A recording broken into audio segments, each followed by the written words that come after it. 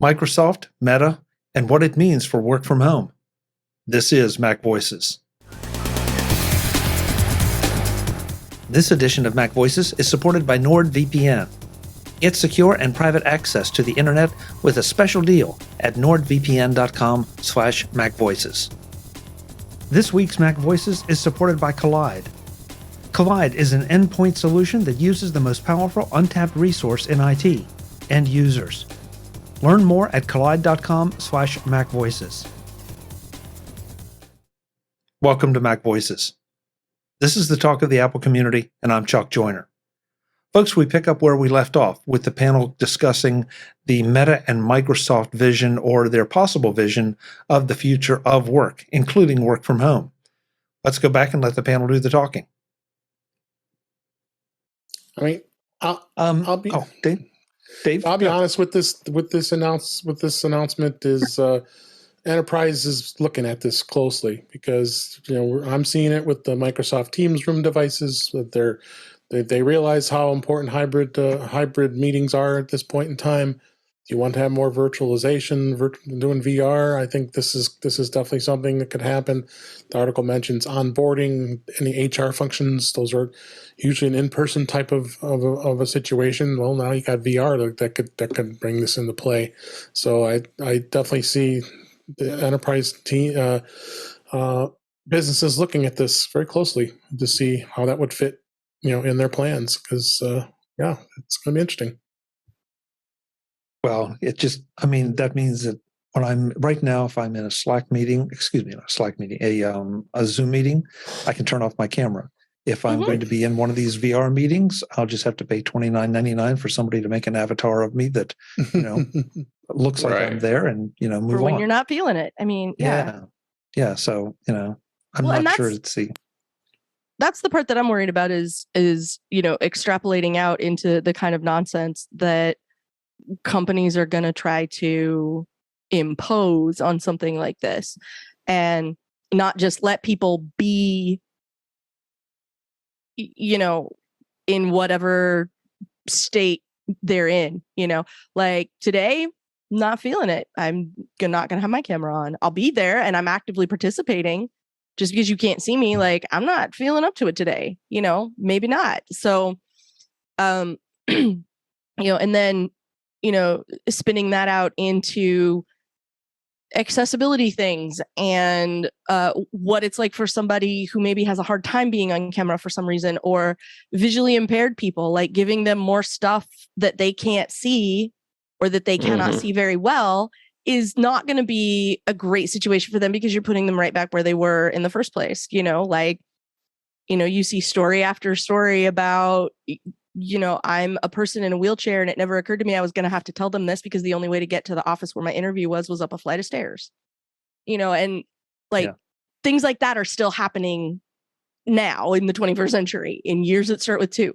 So so something like this, like where working at home in whatever environment I want, whatever accommodations I need that I've put together for myself, and whatever that looks like for every single person, it's going to be different. And now if you're telling me like I have to be on camera all the time, I have to have some sort of avatar or whatever, like that sounds worse than having to commute back into the office, and so I'm really hoping there's a lot of pushback against imposing a bunch of regulations and stuff on having people work remotely, because you can successfully work remotely without being able to do any of that stuff. I've been doing it for years.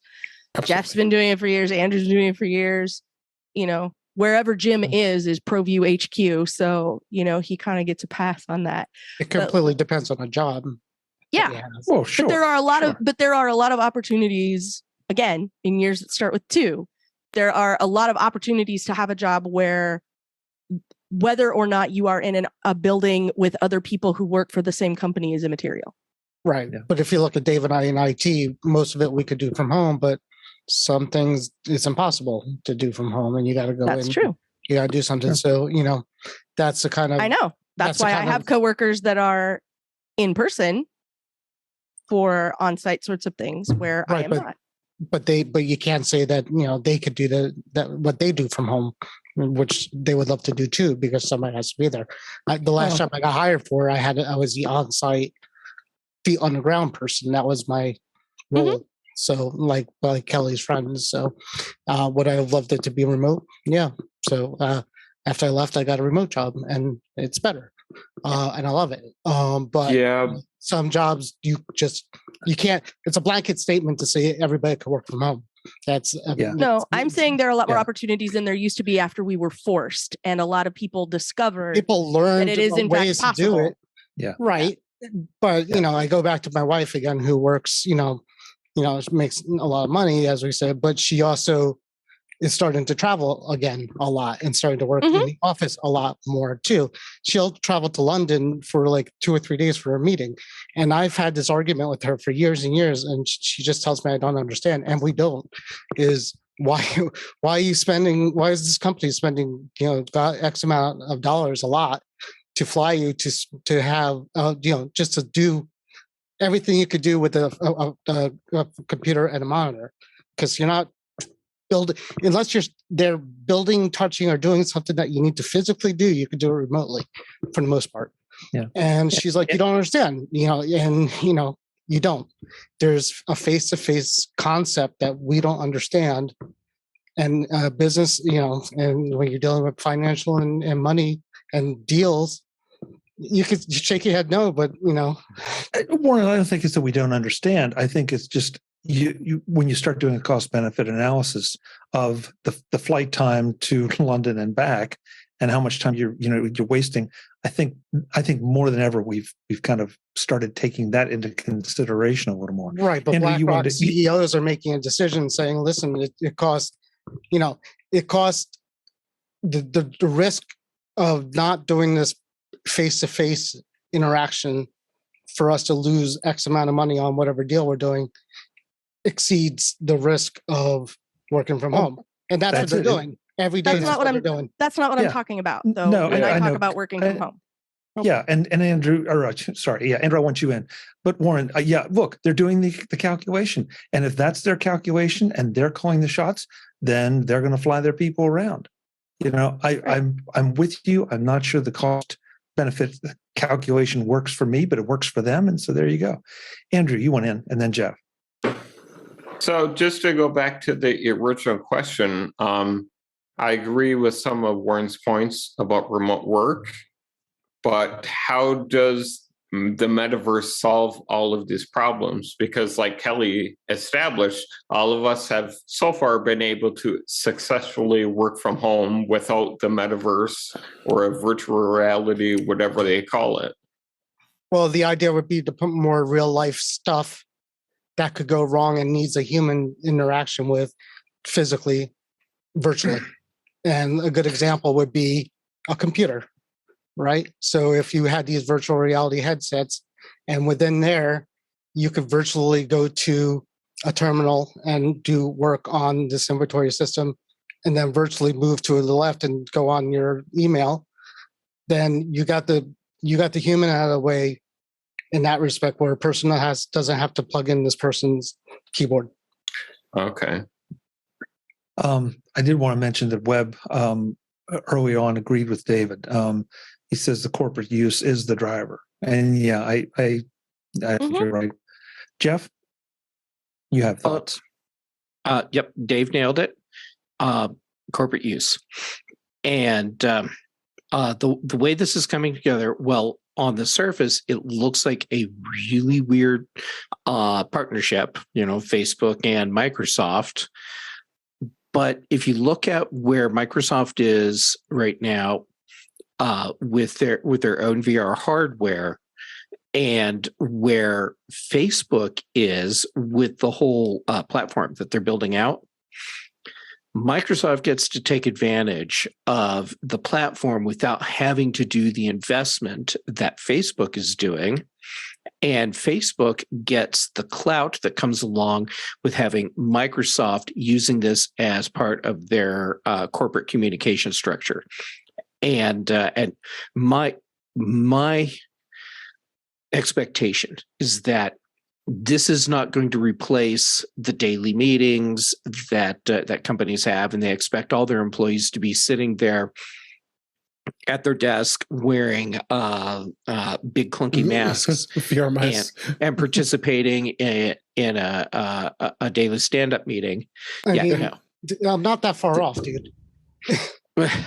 Well, I mean, having a mic interface or stuck on our head, sure, that's kind of a step towards that. But having something that that's like duct taping a shoebox to your face. Well, that's what we're visioning now. That's not the okay. That's going off from where we're headed with this, which is that this is going to be a tool where corporate users that need to have remote communication, where there are other types of interactions, and in some cases are interactions we're not thinking about today, where this can be done.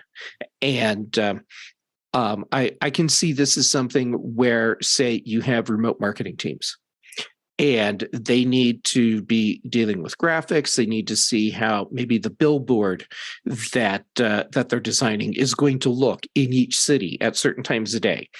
Now they can all participate in those types of meetings and see the finished product as it will actually be on location at any time of day, any day of the year, before anything has actually been physically printed and assembled. I'll just say one last thing real fast is what they're getting at. And the concept really is basically, if you put these on and I don't need all the stuff in front of my face. That's the initial concept, is basically I have these and I don't need these screens in front of my face. I can do everything with that. And that's, again, that's what I think AR is, what Tim Cook, that's Tim Cook's AR future. And but that's not what this is. Well, we don't know what it is. I don't think you know what we know is that it's Meta with an Oculus on your face. I mean, that's literally what this is. And some people want that. And to put that in combination with things that Microsoft does, like Office and Teams and games, then, I'd be interested if it was done right. Jeff, how do you see this playing out, though? Do you see this? Because I've got some comments in the chat room I want to throw in a second. But is this good for the metaverse, whatever that means, whatever it ends up being? Is this partnership where we want to see this go? Well, I don't think it matters where we want to see it go. What matters is where Microsoft wants to see it go. That's what scares me. That scares me less than where Facebook wants to see this go. So for Facebook, they now get credibility and clout for a platform that people have been bagging on as worse than Wii graphics, and what Microsoft gets is a platform where I have a feeling they're totally pulling an Apple with all of this. They're letting another company do the investment, and they get to do the testing and see how it works, figure out what's right and what's wrong, and then do their own thing later, just as Apple has done. So in that sense, Microsoft is letting Facebook, Meta, be their rocker. Okay, I got a lot of stuff in the chat room that I think is important to get through, so just bear with me for a second, panel. Webb says, here's my problem with remote working. I find that remote work is a great benefit to the employee, but the employer is losing out on face-to-face mentorship.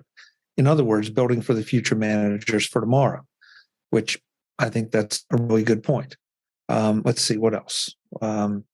Brett said, working from home only changes the fact that you have to be more deliberate in your interactions with coworkers. There are no chance meetings at the water cooler. Absolutely. Brett also says you have to choose to reach out and have a one-on-one conversation. It's like scheduling yet another meeting, which nobody seems to be in a rush to do. I agree with all those statements. I think there's a lot of truth, but I also I'm having some experience working on virtual teams. And aside from the scheduling thing, and some of that is alleviated by the asynchronous communication that's possible in Teams or Slack or something like that. I feel like we're all having to develop a new skill at work. And I don't think that's a bad thing. And I think this is something that managers need to look at it this way. They need to build the skill of how do you be a remote manager.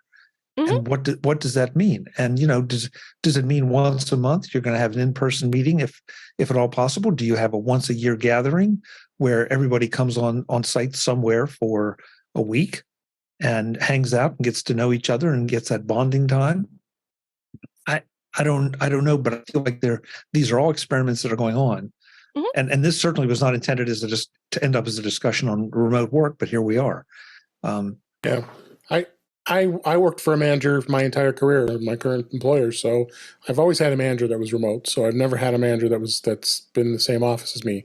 I work in an office. I support people that are in this office, have management that I support and work with those people. But I've never had in the last 20 plus years, I haven't had my direct manager, be in person. We would have to travel wherever location we would go. So and Kelly can probably relate to that because that's her current role as well. And I'm still in the same boat. So it's definitely going to be something different. A lot of companies are looking at the fact that, okay, they're being lax about, okay, we kind of set a bit of a rule, maybe 2 or 3 days a week you come in the office, and then the 2 days or 3 days a week you work from home. And some companies are being very strict about come back, we need you back, we want you back. Others are just being like, okay, it's working. Let's just kind of see how it goes and just don't announce anything. I have a question about that. And I'm going to preface this with, I'm not trying to do some setup to make smart ass comments or anything. No, I am genuinely interested because this has never been my personal experience with office jobs. For people that are working in offices, for companies that are saying we really need everyone that's been working remote to come back in, are people actually finding benefit to that? Because the water cooler meetings, I've never had an office job, and I've had several, but I've never had an office job where there was serendipity that suddenly gave us this great thing, or meeting the right person at the water cooler or in the break room led to a discussion that had real value for the company. Yeah, I mean, you went really to a work. thing? Didn't you go to some work conference for the face-to-face for exactly this reason? No.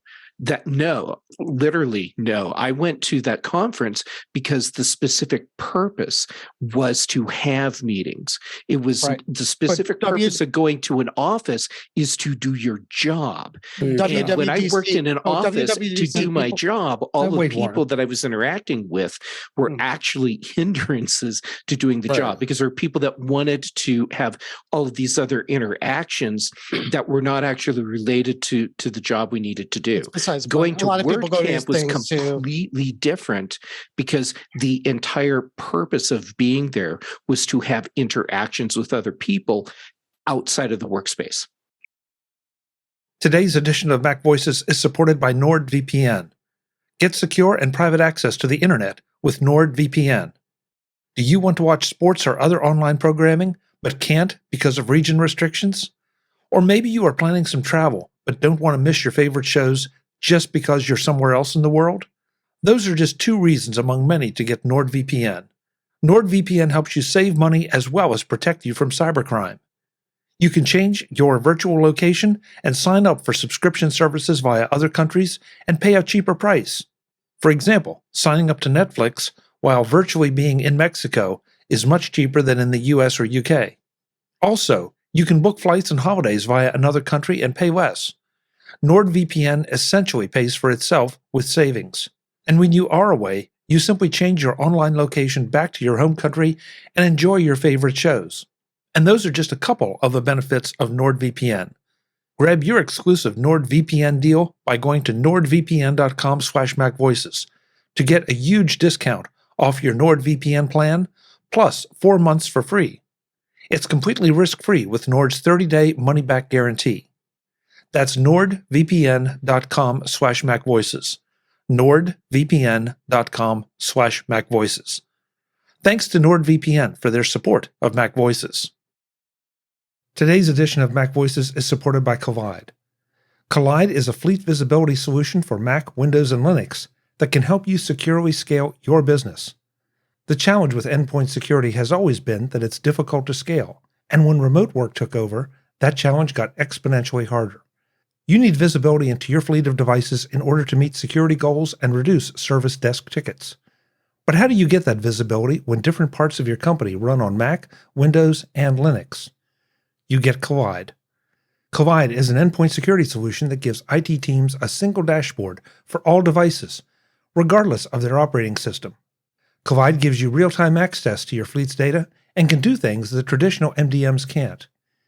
And instead of installing intrusive agents or locking down devices, Kolide takes a user-focused approach that communicates security recommendations to your employees directly on Slack. You can answer every question you have about your fleet without intruding on your workforce. Visit kolide.com/MacVoices to find out how. If you follow that link, they'll hook you up with a goodie bag just for activating a free trial. That's Kolide, KOLIDE.com/MacVoices. Again, kolide.com/MacVoices. Thanks to Kolide for their support of MacVoices. Yeah, but this is just something that could happen outside or inside a workplace. I have never experienced that. That's why I'm asking. Is this a thing that really happens for people all the time? 100%. In my work life, have I been in a room where if I wasn't physically in that room, it changed some aspect of my career? No, that's not really what Jeff said. That's not what I'm talking about. What are you asking? Say it again. Go ahead. I'm not asking about were you in the right place at the right time to have some career change.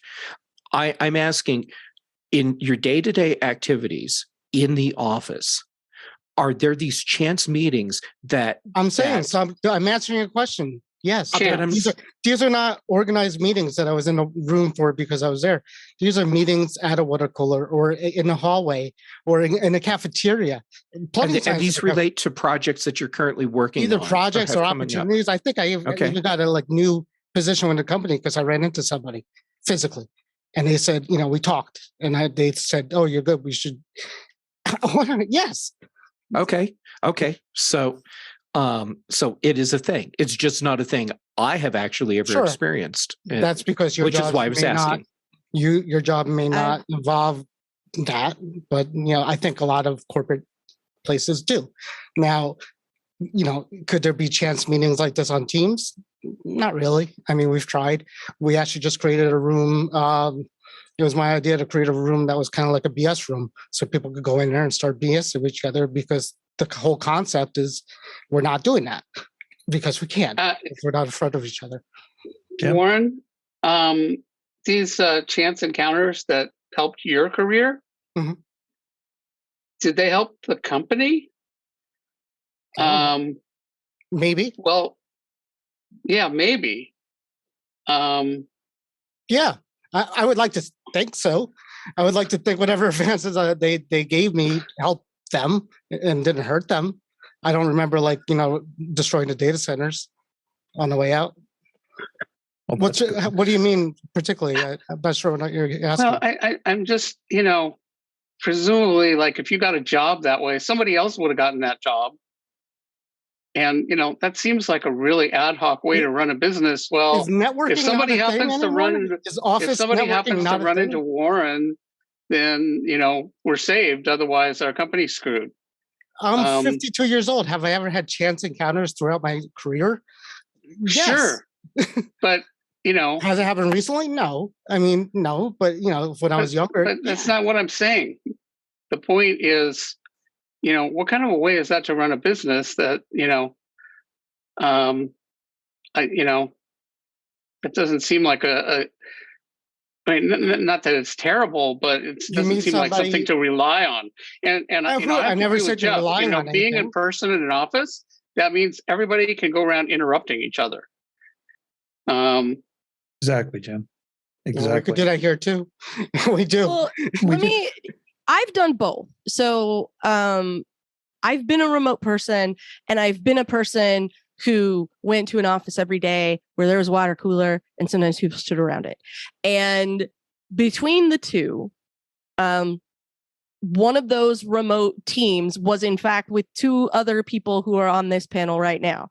And I like to think that the three of us, A, worked reasonably well together, and B, occasionally had the serendipitous chat where, over at TMO, something would come out of that. That would be a really good topic for the podcast. That is a really interesting thing we should write up.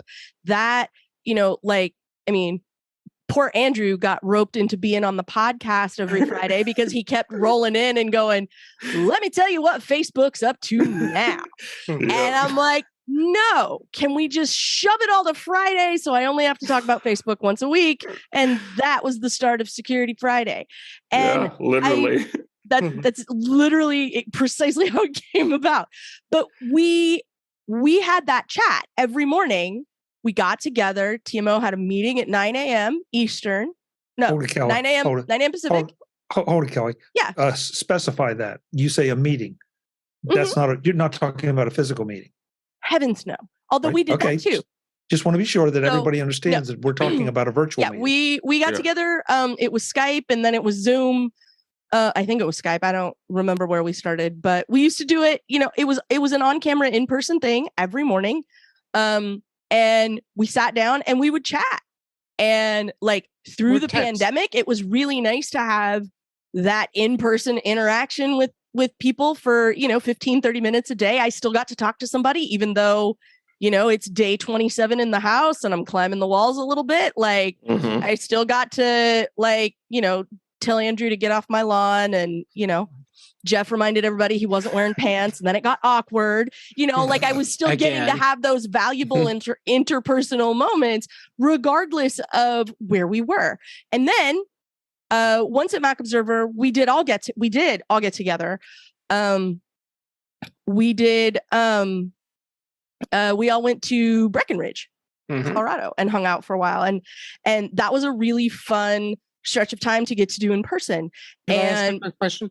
Part of my job now is I go regularly and will interact with people in person. I was supposed to be doing that, but I got my job in February of 2020, about an hour and a half before the world fell apart. So I'm going to start going back there regularly and being in person and getting the FaceTime that Warren is talking about. What I have found in reading a lot of the stuff where people are waving their hands and screeching about everyone having to go back into the office is that it's not management that are the people that want to say this. This is the thing I said in the chat room. It's middle management. When the bulk of your job is being seen by other people in the company, walking around and making sure that everybody's doing what they're supposed to be doing, that job is evaporating when nobody's all in the same place to see you walking around and bothering other people to make sure they're on task. So those folks are the people who are the most concerned when they're the people who aren't actually doing a job, when their whole job is walking around making sure everyone else is doing it. If you're basically a grown-up hall monitor, well, that's your job. And is that a good thing, cutting jobs for middle management? I don't. Yes. It is. Yes. Really? Yes. Well, Warren, 100%. Well, why is middle management there? I mean, what are they doing? Because it has developed into doing something. Anything, and they don't want anyone to find out. This is my point. Kelly, let's not go that far. They do something. I think the point is that as a percentage, and listen, we're all shooting from the hip here because it depends on your company. But thank you, Jeff. And the people in the job and all of that, yes. Right. But again, there's 7 of us that are tech forward. All right, we spend our life trying to push tech to do things that could be done differently. That's what we do. All right. So the population in the world, will tell you that for the most part, their job cannot operate virtually completely. Right. And I get that. Reasons. And but they have their also, reasons. Right. But there are a Well, whole lot of people who discovered in the last couple of years that they Yes. could work from home and it was effective. And I'm not paying 10 or 15 or $20 out for lunch every day. I'm Right. not paying for all the gas to drive to the place. I'm not spending all the time going It's- there and back. It's starting to revert, is what I'm saying. And what I'm saying is it's starting to kind of get to the, I mean, you saw it with Apple, you see it with Google, and they keep trying, right, to bring people back. It's starting to revert and trying, because I think managers, as you said, are having a hard time managing this way. And managers have more pull and more voice than we do. And if they're going to come to their boss and say, listen, I don't know what my team's doing half the time because, they're not here. And they go to Tim Cook and Tim Cook say, you're right, you can't do this like this. Let's get them back so you can at least see what they're doing. Jim, you went in, and I want to get the chat room back in. Oh, well, I think that, for workers whose work is around information, they don't have to, why should they have to be in person? And, if you're hands on a factory line, or if you're, a plumber or whatever, well, you've got to go to work. Right. Because that's your physicality. But there's a huge percentage of the workforce now is just about managing information. Mm-hmm. Those jobs which were is not- virtual. I mean, they've been virtual. They were virtual before the pandemic, most of them, too. Most programmers, developers before. I'm not just talking about programmers. For example, my financial analyst, he worked in an office, and the last, couple of years he hasn't. And I don't know if he's ever going to go back or not, but I don't see why would he need to?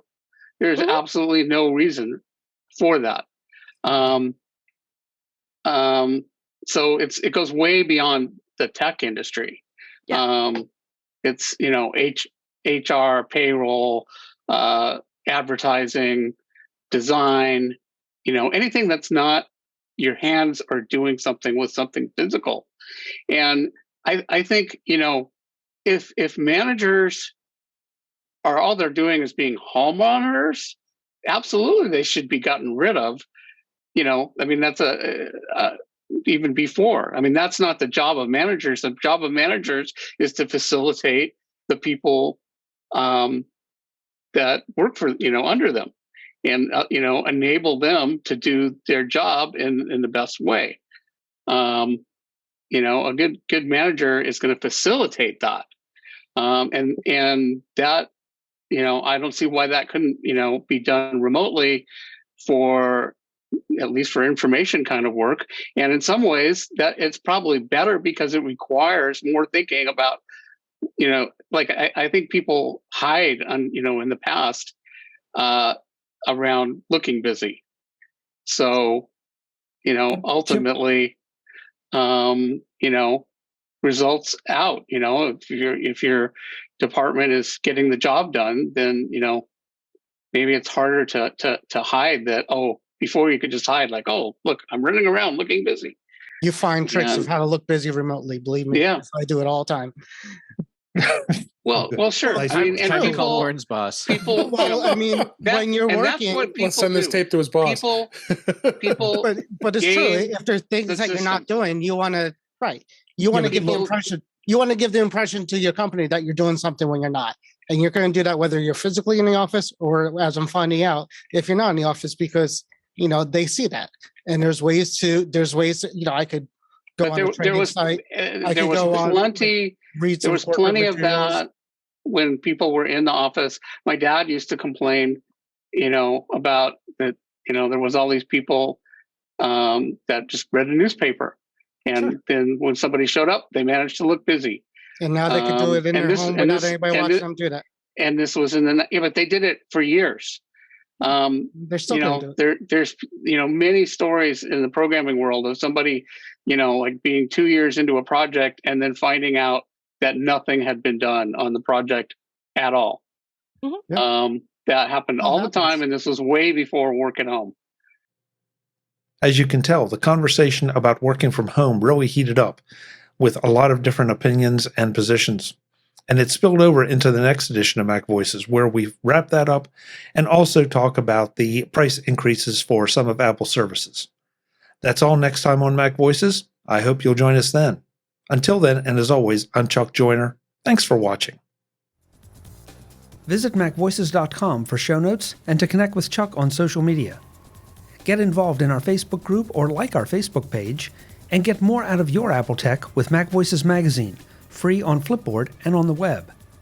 And if you find value in it all, consider supporting us through either our Patreon campaign at patreon.com/MacVoices or by making a one-time donation via the PayPal link on our front page and in the show notes of each episode. You will join these fine people who help bring you MacVoices.